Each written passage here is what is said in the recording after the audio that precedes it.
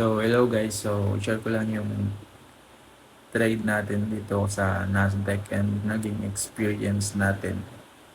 So, it is a precaution para sa mga beginner na kagaya ko para hindi na kayo magaya sa akin. So, ayun, nag-practice kasi ako sa Nasdaq without knowing na may commission pala dito.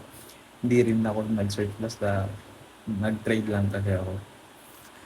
So, dito sa unang trade ko is, yan, makikita na stop loss ako dun kasi sobrang late ng stop. Yung nilagay kong stop loss.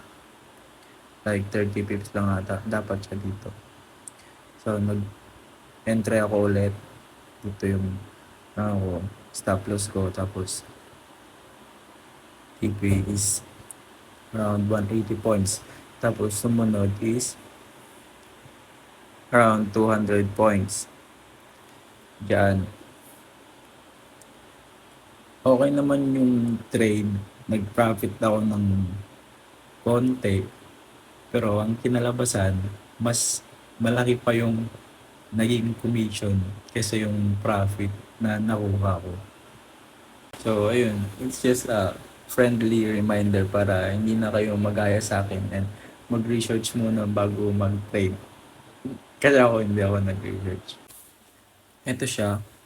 Nagulat na lang ako nung nag-email sa akin yung Forex detail ng daily confirmation. Bawat in and out dito sa Nasdaq is may commission. Sa akin, maliit lang yung lot size. Tapos yung commission is less $5 every in and out. Tapos nag-research ako ulit. Tapos sabi, pag mas malaki yung lot size, mas malaki din yung commission. So ayun lang. Thank you for watching and good luck sa trading journey natin.